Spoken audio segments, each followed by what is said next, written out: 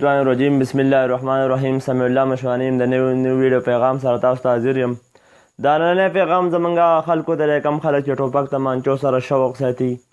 نو دا ویډیو کلیپ وګورئ مخکې راځو خبرې اترې پرې کوو بچو ته دا وایم چې ورو وکړي او بس دښمنۍ نه ټوپکو تمانچو سره شوق نه ساتي غلطو محفلونو کې نه کښېني ټلیفون یې راته وکړي ځوان راغلی وي او بوډا به تې ځې او ځوان وم او اوس بوډا شو چېرته خپل یادېږي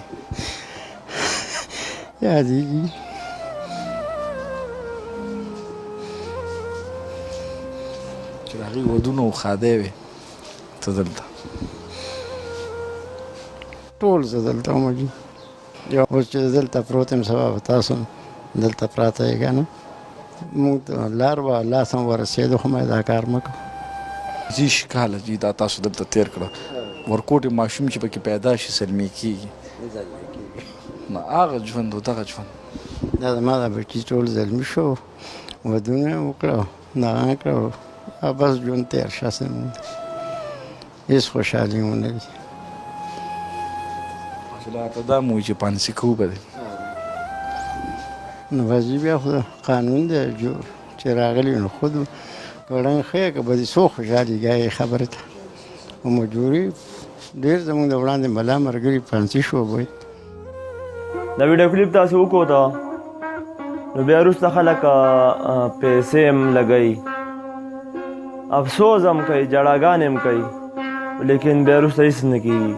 تاسو چې کوم دی مخکې د حوصلې نه کار والی لکه 2 منټه تاسو په آرام کښېنئ ځکه چې دغه وخت کې غوسه درشي کله نو د غوسې ټایم کې غوسه مه کوئ 2 منټه په آرام کښېنئ نو تاسو چې مړی کله مړی وکئ په ځمکې په سر یا چې کوم دی دغه شانې بل څه لارې په وجه نو تاسو چې کوم دی بیا جیلونو کې پراته وي بیا ارمان کوئ خو لیکن هغه ټایم واپس بیا نه راځي او چې کوم دی اوس نن سبا داسې دور دی دلته څوک چاله خبره کوي نو دا ویډیو ورسره مخکې د الله د رضا دپاره شیر کوئ چې هغه خلکو ته ورسي چې په معمولي خبره باندې جګړې کوي او ټوپک تمانچو شوقونه کوي ټوپک تمانچې ځان سره ساتي نه ټایم نو تاسو ته زما دا پیغام دی چې تاسو چې کوم دی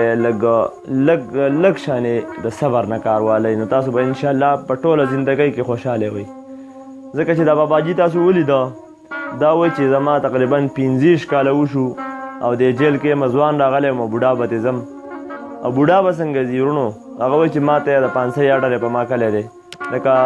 دا یې راته ویلي چې ته به پانسي کېږي